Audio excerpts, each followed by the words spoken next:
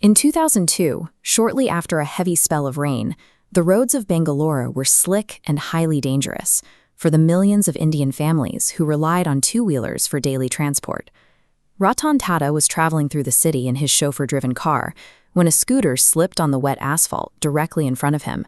An entire family was thrown onto the road, narrowly avoiding being crushed by his vehicle. That near-fatal moment drove him to find a safe, enclosed, all-weather transport solution for the masses. Historically, mobilizing a working class required an incredibly affordable vehicle. In an impoverished post-World War II Germany, the Volkswagen Beetle provided exactly that kind of accessible mobility for millions. This project began as a humanitarian response to a public safety crisis, a radical solution born from empathy for human life. Tata estimated that to reach the target demographic, the vehicle would need to cost around 1 lakh rupees, roughly between $1,200 and $2,500. Global automotive executives publicly laughed off the figure, declaring that manufacturing a real car at that price point was mathematically impossible. Standard auto industry practice is to design a car, load it with features, and calculate the price afterward.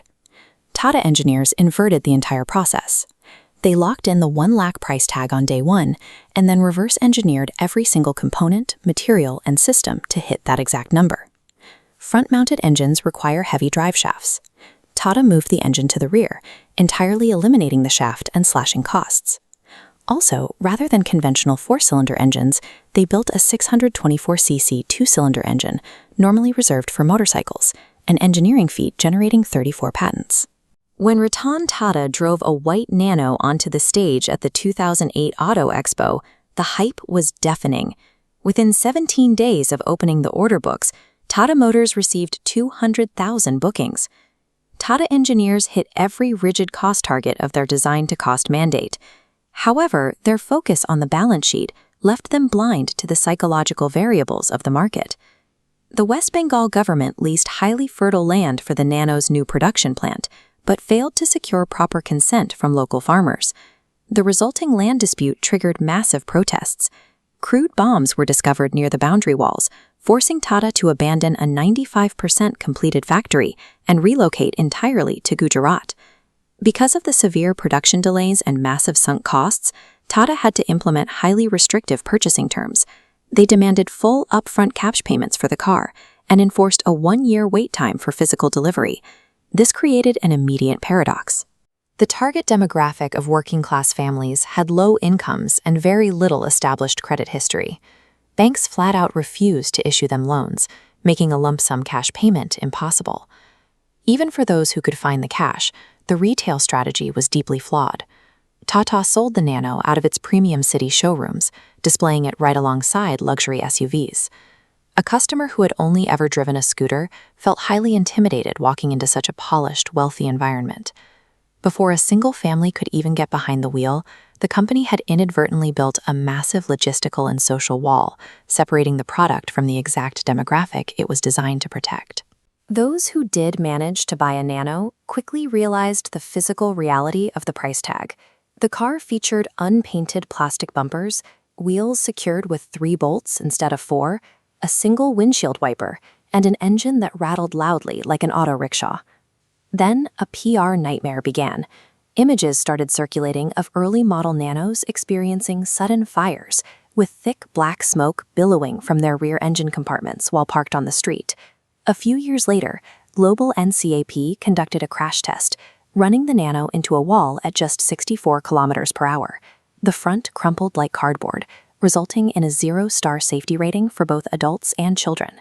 But the fatal blow was psychological. The media, and eventually Tata's own marketing department, leaned heavily into a single descriptor.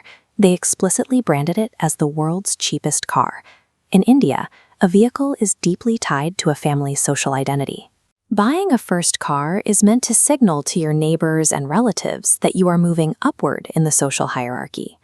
Realizing the vulnerability of the Nano, the used car market instantly slashed prices.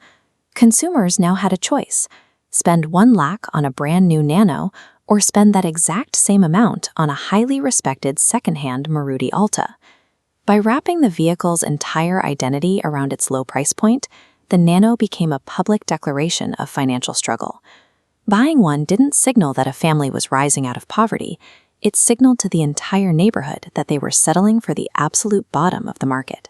Realizing their massive branding error, Tata scrambled to pivot. Between 2010 and 2015, they rolled out mass media campaigns, launched the Nano Twist, and introduced the Gen X model, desperately trying to reposition the vehicle as an aspirational, smart city car for young professionals. But adding essential modern features like power steering, automated transmissions, and proper boot space required expensive components.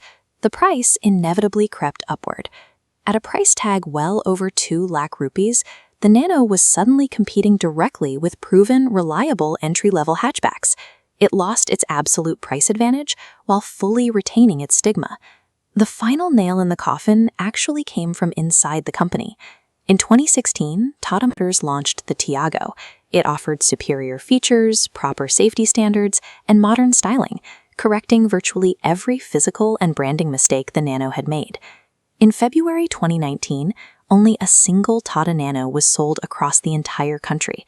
After 10 years and less than 300,000 total sales, Ratan Tata's dream car was quietly discontinued, proving that a poisoned brand identity is completely immune to engineering fixes.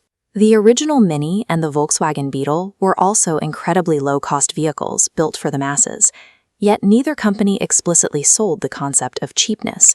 Those legacy vehicles sold accessibility. They allowed working-class families to participate in modern mobility and to feel included, rather than constantly reminding them of their financial limitations. A product's technical performance is secondary to its impact on a user's social identity. If a brand fails to address how a consumer feels in front of their peers, even the most inventive engineering cannot sustain it.